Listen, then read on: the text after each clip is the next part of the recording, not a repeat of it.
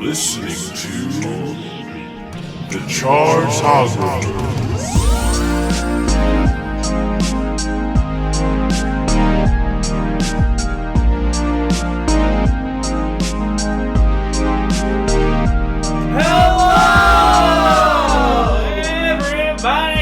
To the Chartographers, Chart Talks every day. And listen, it is the Happy Hour Minisode. Such a slow burn. I love it. It is Evan Sadi, it is Taran Riley, and it is Chartographers All-Star Nico Pashka. Right here in the same studio. We just ranked all of the Modest Mouse albums in lightly contentious fashion. It was wonderful. It was a great discussion. And now it's the Happy Hour Minisode where we talk about whatever we want adjacent to Modest Mouse. So let's do the thing we do at the top of every Happy Hour Minisode, which is, y'all, what is the worst Modest Mouse song? That's not on Sad Sappy Sucker. That is fair, and the answer is Pistol. It is, I got my pistol in my pocket. It's just...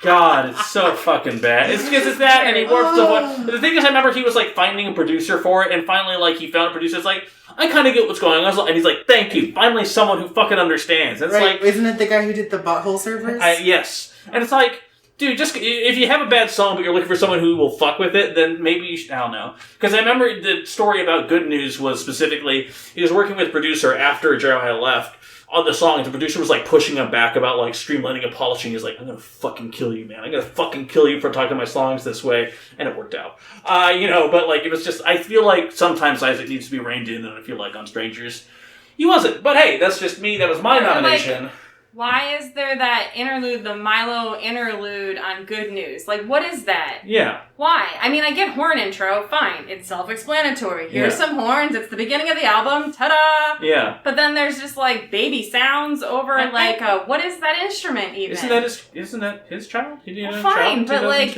you do not talk about yourself and your family. Like, you talk about these big ethereal things, and, like, here's, like, a googly sound from a child. My favorite thing of all time is how they mentioned in the Wikipedia article, like, he revealed the birth of his son during an interview with High Times magazine. And it's like, of course you did. And also that he had a daughter that they don't know the name of still, or at least it's not publicly known, which is like, oh, okay. Yeah, I figured this was going to be the episode where we talk about all the weird shit we know this band has done or been a part of. And we will get to it all. Stories are weird. Oh, yeah, but I need to know your nomination for a worst song. Yeah, no, I hate that interlude. I don't think it makes sense anywhere. I don't know why. It's not even, I feel like it's not even a pick I can make because it doesn't count as a song. I mean, it harkens back to a thing that I have said on the podcast before. Stop trying to put your children into your music. If your child is a single digit, they do not belong on your record. And that's just my humble opinion. Still waiting for Blue Ivy solo. Please no. Just let her make her own choices. I think my least favorite is Ohio. Oh, wow. Okay. I think it's just very... Oh, no. It's Mechanical Birds. It's Mechanical Birds. Hands down, unlistenable. All right. Yeah, no, I think we all agree. There's something about all of it. It just sounds like that's... No. Well, I would say before we talk about anything else, because we all have weird stories, but Nico, especially Nico, I want to hear what you have to say about Ugly Casanova. Oh, so Ugly Casanova Speaking of weird stories. Ugly Casanova is fun because it was sort of like, I don't know how to explain this, but have you ever met, like, your match, kind of energy-wise, like, out? But, when people used to go out. Mm-hmm. You'd be, like, at a bar and you'd meet somebody, all of a sudden you, like, click and you have a vibe. And you're like, wait a minute. And it's a kind of a mix between, like, being aroused, but also, like, sort of a gorilla, like, recognizing you're, like, equal kind of a thing, like, pound on your chest. Anyway. So I just have a full-length mirror with a hole cut in it, but that's just me. Oh my god. But I met, like, another Modest Mouse fan who, like, was like me. Like, we were talking about albums, and then all of a sudden he was like, Ugly Casanova, and I was like, the fuck are you talking about? Wait, really? Yeah. And it was, like, around 2006. Okay. Maybe, is when I finally, like, but I was so, like, what? How could this happen? So it felt like this dirty little secret, and it's a lot of the things about Isaac Brock's music and Modest Mouse that I really like, Ugly Casanova, the like sinister, the like playfulness, some of the chunky songs. So I really like the Ugly Casanova stuff. Even though it has the story of there was a guy who pressured them backstage at the show to listen to the songs, and they loved him, but they couldn't find him, so they re-recorded the songs as a way to bring him back. Yeah, it was like, okay. And then it was like, oh, so that was all bullshit. Yeah. Okay, cool. It was just, it also sort of felt like that's what happened just in that, like, here's a weird internet story when the internet was new. Yeah. Sure, yeah. Yeah, but Taran listened to it this week. Oh, and I have tried before, I think at your recommendation, a decade and a half ago. And I don't know, something about Ugly Casanova just doesn't click with me, which is crazy because it feels like it should. It's Isaac Brock. Yeah. And I this week listened to, they did some songs for a soundtrack in 2010, and it was like Eric Judy was on it, Jeremiah Green was on it, Tom Peloso was on it, so it was like, okay, so that was Modest Mouse. Yeah. You credited it as Ugly Casanova, and yet still, the vibe, I was just like, yeah, this just isn't, it's not clicking. I think part of why I like Modest Mouse is the teeth. That is not present on Ugly Casanova. Well, and that's why it's fine, because it's a nice little nugget off to the side, like sort of by itself, if you just sort of treat it that way, and then just feel relieved that it wasn't like a much more finished side project. Like, that's just a fine little thing off to the side, and I do enjoy it. There's some stuff that I really like, but certainly not, it wouldn't compare to anything that we talked about earlier. It's a housing place for other experiments that wouldn't fit the Modest Mouse brand. But Nico, you said you had some crazy stories you wanted to... Oh, no, there was, so we saw Johnny Marr play at Marr. That's sort of how he looks. He sort of hasn't aged. So we saw him at Riot Fest a couple of years ago, and he was just playing a bunch of Smith songs, which we were like, how is this? And we were like, no, of course. He probably split all the songwriting credits. He can play these songs as much as whenever he wants to. Well, remember, Morrissey can't play an instrument, so Johnny Marr is like an architect. Is kind of like he's sort of screwed. No, totally true. Yeah. But he has a similar stage presence as Isaac Brock does. Like, I rewatched the opening to the Northern Island show, and Isaac Brock comes out, and he's like, in one of his neat little nerdy shirts, and he is like sweating profusely. And he sort of growls something into the microphone, like, thank you all for coming, to that effect. And then he goes, like, my arm is bleeding. And then he just starts playing Third Planet. Like, that's it. And so the same thing happened when we were at Riot Fest. And you just, like, they played, what song is that? How Soon Is Now, right? That, like, wah, like those, you just hear that chord. And then all of a sudden it's Johnny Marr and not Morrissey. And he sort of just says, like, thank you for coming. And then just, like, starts playing the song. Like, there's no fan interaction, at all. Like, at all. And that's the other, like, the weird... They're not, like, crazy stories, but they're just, like, weird. So, like, I've just always felt like Modest Mouse didn't give two shits if they had fans or not. Like, they were going to play anyway. I think the other thing that was so fascinating to me watching the Pitchfork did on the 20th anniversary of Lonesome Crowded, and obviously they interviewed all of the active band members at the time, and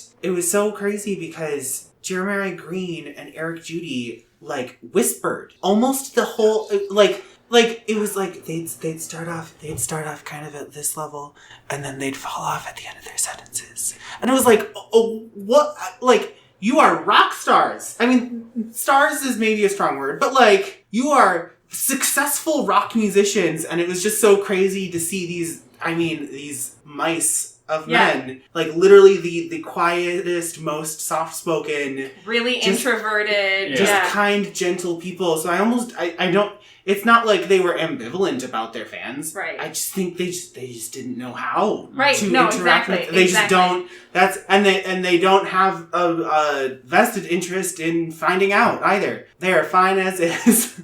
Yeah, no, it's one of it is my favorite band, but it's odd that I have one t-shirt. Oh. I have one Modest Mouse t-shirt, and it's an ice cream cone, and I don't even think it says Modest Mouse anymore on it, That's it. Like, it's just... Is it part of an ice cream party? Is that Whereas... Well, you know what that song was a reference to.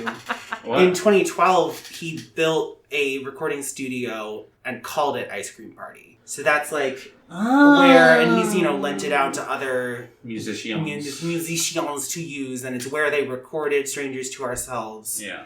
I was blown away to find out that on top of being part of an indie rock stronghold that is Modest Mouse, he also was an A&R rep.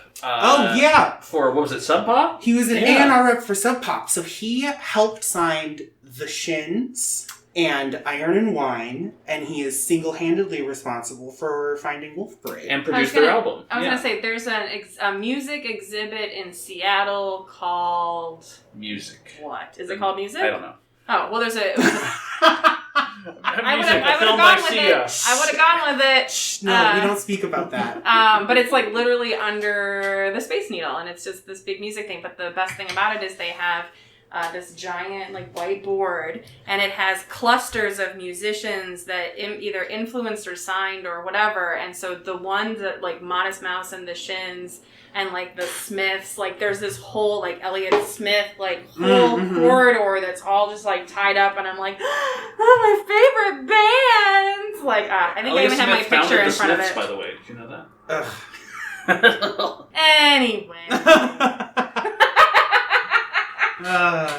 But the other, I guess, really like weird story that I really like you alluded to earlier is when Isaac had his jaw broken for talking shit outside of a bar, About like below, like the recording studio when they were recording Moon in Antarctica, right? Mm-hmm. In Chicago, yeah, in Bridgeport. Mm-hmm. Which is not a place I would expect someone to get their face broken, but I guess so. It was but 1999. I mean, it also depends on how Isaac Brock was behaving at Right, the was time, he the creepy, sinister version of himself? I mean... Talking shit? He's talked a lot in recent years about just, like, drinking constantly. So, you know... I believe he could be slightly belligerent at times. Yeah. I mean, half a dozen lyrics across these albums are about, like, I ran my mouth off, what did I say? Like, oh, God, what did I do? So I believe it. I was talking a bit too much. But you see, I think that's the other thing about Modest Mouse that I really like, is there must be some vulnerability here because of the,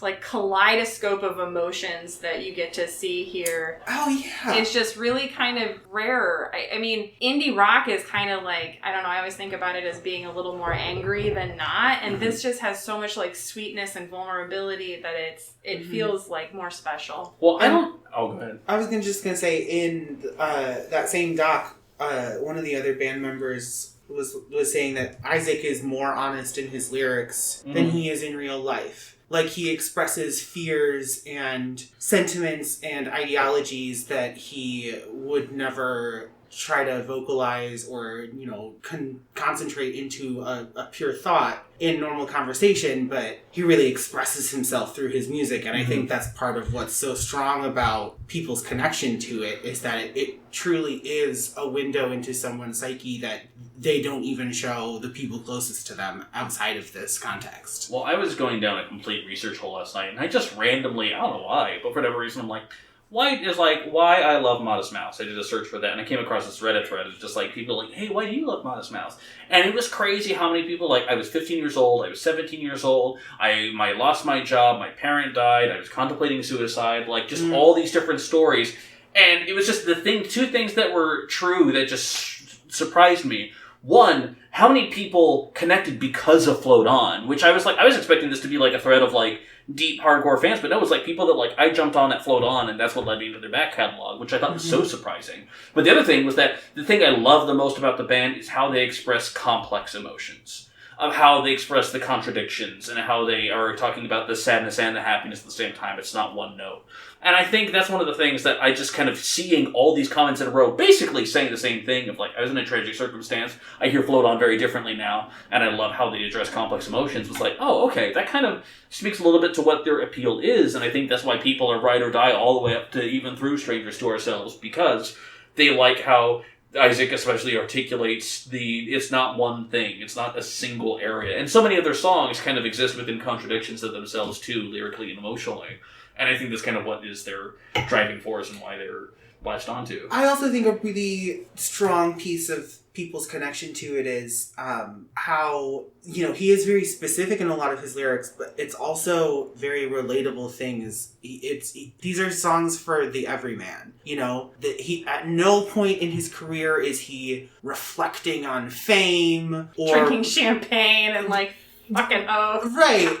I had a butler and a shot of an example, and he easily could have. Post Float On, We Were Dead could have been a very different album from what it ended up being.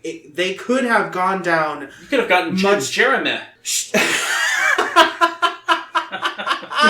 Sure. Yeah. For example, or I'm thinking about a lot of other indie rock bands who started sort of losing a hold of what made them interesting at this point. Half Cab. Sorry. In my in 2000s. No, yeah. But that was who I was thinking of too. Nope. My train of thought is gone. Good. Anyone else? Well, the King Rat, right? Yeah, the music video is delightful, and it's one of the ones that I think you can throw at any kind of Modest Mouse fan and you really like it. The video was inspired by Heath Ledger, and he was working on it. Based off of his sketches that he had. Because he directed other music videos for other shitty rock bands too.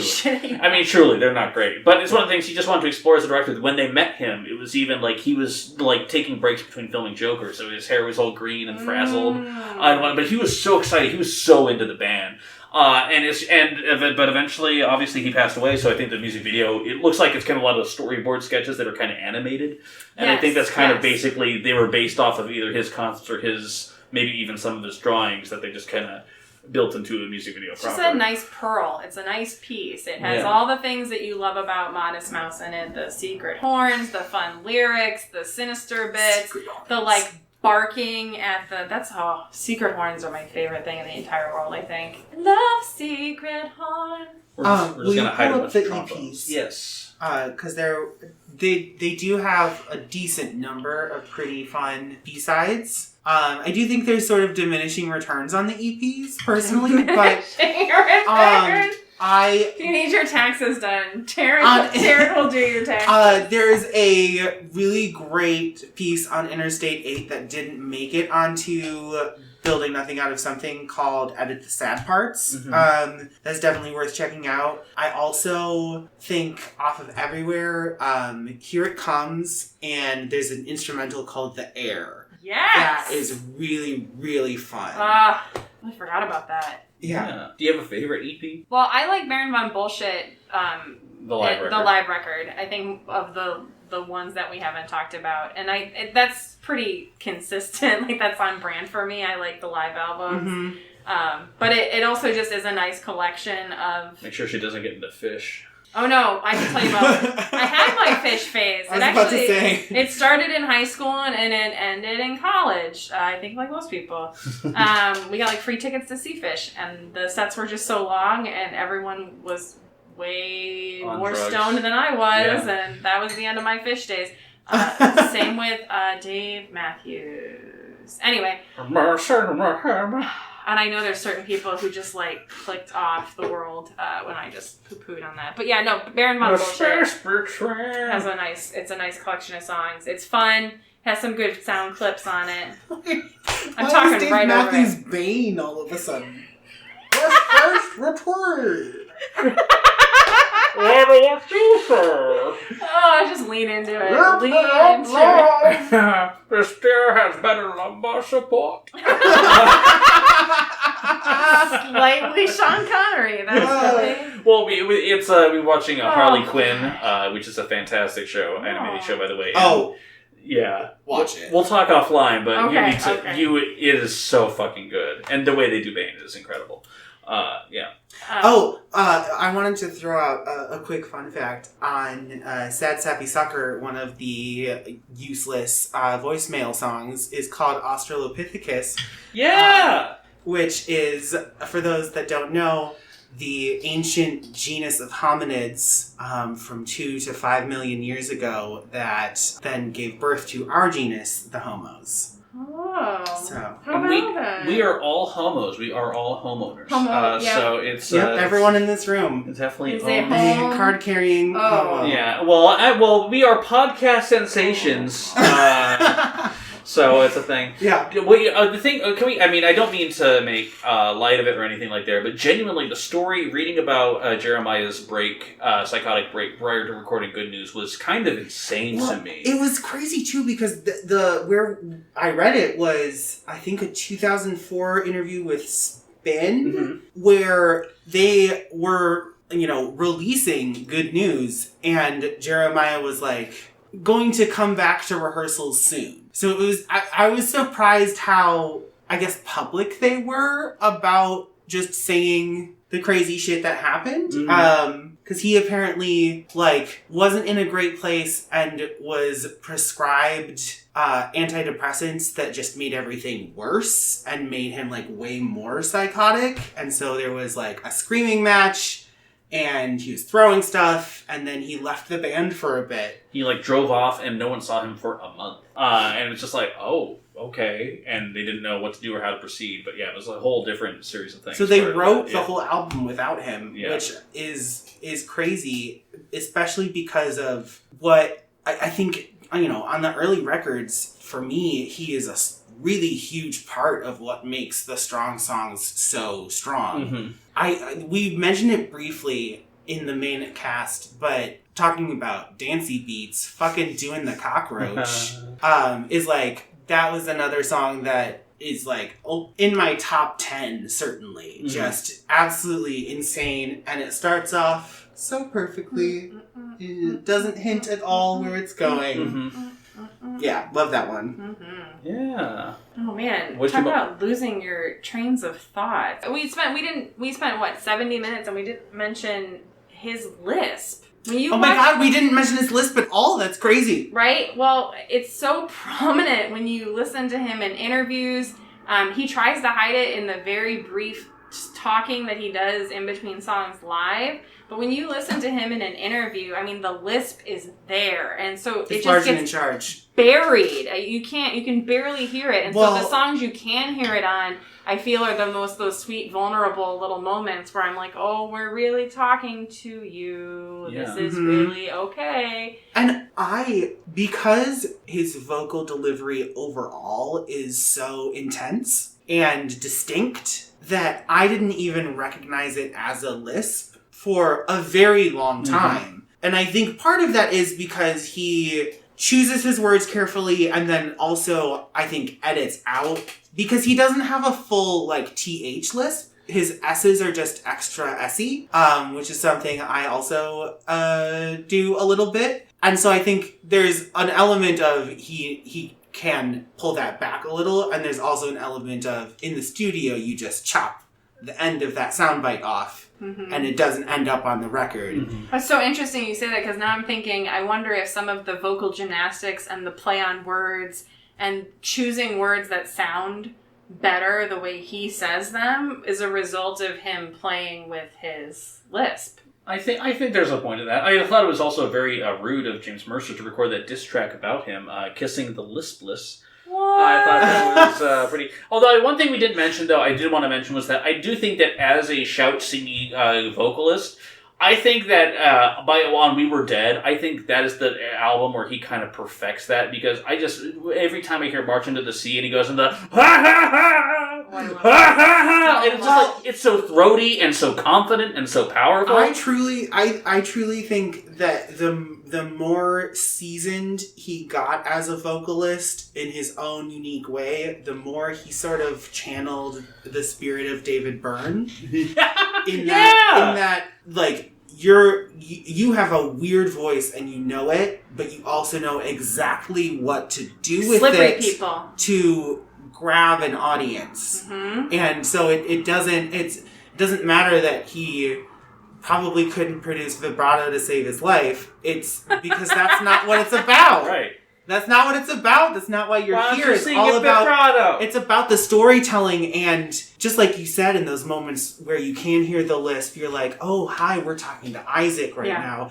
It's like in the times that he is shouting, I feel the same way. it's so distinct and so utterly himself that it's like few other people could pull off these songs. I think that's why we mentioned the Float On covers are so cringy, because when a song that has such a distinct performance as what Isaac does so well, when you know a song like that backwards and forwards, even when someone just pronounces a word the correct way, you're like, no, that's not how this song is sung. You're not doing it justice if you are taking out an essential piece like what he gives to pretty much everything. That's why I like listening to Modest Mouse by myself in my car. Because if you try to listen to Modest Mouse in the car with other people who are maybe not as familiar with a lot of the words or the sounds, you're holding the steering wheel shouting things in weird pitches. You're not always matching him. You know what I mean? Yeah. And so it's never as fun. Like Modest Mouse is my favorite band, but it's not like a new friend comes over, Nikki goes through her vinyl collection and is like, clearly we're going to put on Modest Mouse to vibe this whole room. Like, no. Modest Mouse is almost like a personal listening experience. Intimately mine. Well, it's definitely, I think the band members would love that, being the introverts that they are. I think it comes through in their music. It's sort of, it's music for yourself, and if you happen to find someone else who loves it, that's great. Yeah. But that's not the experience of the world that they create. So I used to work at this bar in Boston, and for anybody who's worked in food service or at bars, there's this, like shutdown period afterwards where usually the staff will come in and have a drink. And so we used to make it extra special, and we'd turn the lights down really low. We'd play songs and things that we really like. But it was this incredible moment one night where we played Broke, and it was like me and one other guy, and then one of the cooks in the kitchen heard it playing and just came out and sat at the bar, and it was like two dudes sitting at the bar and me, and we just sort of silently sat there in like this beautiful, like, almost candlelit space, just loudly playing over the PA. We were just all vibing, and then it was over and we didn't say a fucking word, and we just went back to whatever we were doing and played, some other Smith song or something. But it was just, and it was beautiful because it was this shared intimate moment. But we didn't have to be like, fucking Modest Mouse is like the best band ever. It was just a different way to share music. It was really nice. Yeah, that's how we get about share albums, but that's kind of it's a different beast altogether. Turn back time. Can't believe that worked. But yeah, I also will shout out one of the things I thought was really interesting was I listened to, there's a band for a while that unfortunately is now canceled called Sun Kill Moon, which was a songwriting project of Mark Kozelek and of Red House Painters, who did a lot of slowcore kind of stuff. And in 2005, he just did an album of nothing but straight up Modest Mouse covers. It was called Tiny Cities. And it's all this like lilting, light, gently plucked acoustic as he goes through. And he wisely chose songs not to do, like he didn't choose fucking Float On. But he does do songs like Jesus Was an Only Child. And like it's just random. But the thing is that making and then like this throaty, like light baritone. Well, like that, think about that with like Dramamine. An acoustic, plucked. Yeah. Oh, man. They're drinking Coca-Cola. Dramamine feels so weird at the top. I always forget that that's where Dramamine is. Right. As an intro to their career. Dramamine is one of the first songs I ever heard by Modest Mouse. And then going back, it blows my mind that's the first song. That's it. You took some Dramamine in the last episode, right? Because there was drama and you were mean. So I figured that it's a really... You're getting the blank double blink right now. I totally thought that joke was going somewhere else because Dramamine is actually to assist, I think, with motion sickness, right? Yeah. And so I figured it was going to be some play on how much you move and talk and how fast you are and how close you are, like astigmatism or something. Didn't think that's where the joke was going. I am a human stigmatism, as we are very well aware. But, my gosh. Yeah. Still, any other crazy stories? Any other times you saw them live you wanted to reiterate or repeat? No, I'm just still sort of sitting here thinking about that gasp when you tried to throw "We Were Dead" so low. That I know. Was so genuine. That's going to be a moment. Coming immediately after the anger at me nominating Good News. Yeah. It was just... Yeah, no. I don't think any of us ended up with the ranking we were planning But that's often how it goes. Yeah, and I said genuinely beforehand that this, more than any other episode, I had no idea what was going to... Because I had, like, the thing is, like, I didn't know what your personal number one was going to be, because I knew you liked We Were Dead. I wasn't sure if it was going to be the number one, and similarly for you, Nico, I wasn't sure if you were, like, hardcore going to be a Lonesome Crowded West girl, or I wasn't sure where it was going to stand. And it so depends on your mood, and that's the nice thing about this tight, compact little catalog, is there isn't... Like, when we went through Tom Petty, there was shit we could just take out at the knees really early. Elephant Skin, fuck that shit, yeah. You know, like... You hate... Oh god, it's just still ripe, so ripe. But it just, like, it just sort of depends on what mood you're in, you know? Like, you just, there's something there for you. The other thing that Modest Mouse fans say is that there's usually an album that they can't listen to anymore, or it was connected too closely to like a traumatic time. And it's never the same album. Like some people say This Is a Long Drive, some people say Lonesome Crowded West.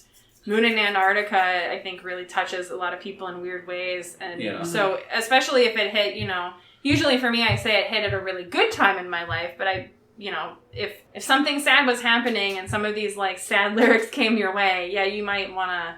Yeah, I mean, for me, I kind of relate. I can't listen to Strangers to Ourselves anymore whatsoever. It's so bad. Because it came at a bad time in your life. I was listening to good music and then it came on, and then I realized you just have to weed out the songs that are bad. Like that's the beauty. Like tracks 3 through 14. I do 2. I do Lampshades, Ansel, Ground Walks, Coyotes, Sugar Boat's Worker Campaign, Be Brave. You're being super generous. And that's it. I will say, like, I like the sentiment of Ansel. I really, really did. I just think the production and the song itself was just so buoyant that I couldn't really hit on the same emotional level. It's not supposed to be there. It's supposed to be somewhere else. That's the weird thing. I think when I mentioned in the main cast, like Lampshades on Fire feels like a grab at a radio single. The other 2 songs that feel like that to me is We've Got Everything. Mm-hmm.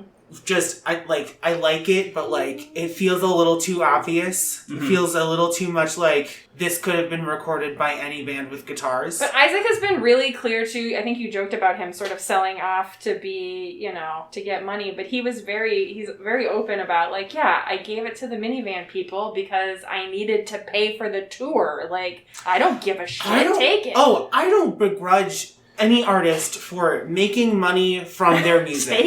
Excuse me, are you buying their groceries? If we could make money from this podcast, we'd be doing it so much Especially more. Knowing how little, like, they have a platinum album, and that probably didn't even, like, set them up for life. True story. Like, especially in this era, that's not a given. So, like, sell your fucking songs to commercials. That's good money. Yeah. Although, oh my god, what was it? Earlier, I was singing to Taran. I was going ba ba ba ba ba ba, and I was trying to do the kind of background vocals of The World at Large, and he's like, "Oh, you're not doing Lampshades. Oh, okay,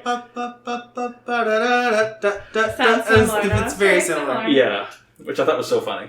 But hey, well, if we don't have any other stories, then I will say that Nico, I'm so glad that we got to talk about your number one. Oh, this is the all-time one. Yeah, no, this band. is the one, and I was most anxious because I really I hate picking my least favorite songs. Mm-hmm. I hate saying which ones in the bottom half. I really hate that because if you love an artist, you fucking love something about everything, mm-hmm. and so it's so hard. And so, on the one hand, I really, really wanted to do this one, and on the other hand, I really didn't want to do this one because I didn't want to have to put anybody in the bottom. Yeah. But you made it really nice, and you made it really gentle. Yeah, so I know. I appreciate that. And the thing about me and Taran is that, for our listeners at home, like, we can joke about these things, but also Taran and I are very stubborn and strong-willed people that have our very strong opinions as well. So, guess what? You've heard it in the podcast before. My infuriating opinions. Yes.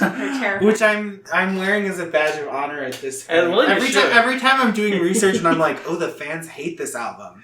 Well... like, a number of people that were like, the middle of the road record, We Were Dead, or the ship even sank. Like, just like, I saw that so many places. So many people were like, oh, what a letdown. And I'm like, wow, how does it feel to be so wrong? I don't hate any song in that album. Period. Yeah, I mean, I'm not saying it's perfect. I definitely do think, like, I've listened to the first half probably twice as many times as I've listened to the back half. Bree said the same thing. It's the first 7 songs are almost perfect, in my humble opinion. I mean, there's some issues. There's some lesser ones. Florida and We've Got Everything aren't quite at the same batting average. But then, like, Education doesn't do much for me. Steaming Genius is fine. And even the other songs on the back half, like, going into this week, I was like, oh yeah, I didn't really like this one. And then when it came out, I was like, oh, except I've listened to it 100 times. So yes, I do like this one. So it's a jam. It's a jam. But this is the reason why, the only reason why we have people like Nico on is because she is a Chartographers All-Star. She knows the game. She plays it, and we're happy to have her. I'm so glad you were here for this. So ready for my hoodie, my zip up. Yeah. And I like how you like no other band, so I guess we can't have you on any other time after this. I don't know that's it. That's it. We're clearly going to bring on for our Tom Waits episode, and then we're going to go from there.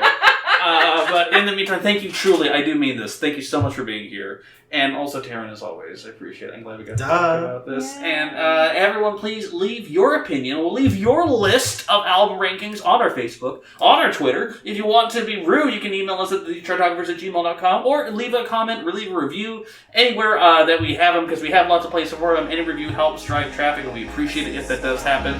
In the meantime, though, thank you for listening, everyone. Keep on listening, because you know that we'll be. Have a good one, and goodbye.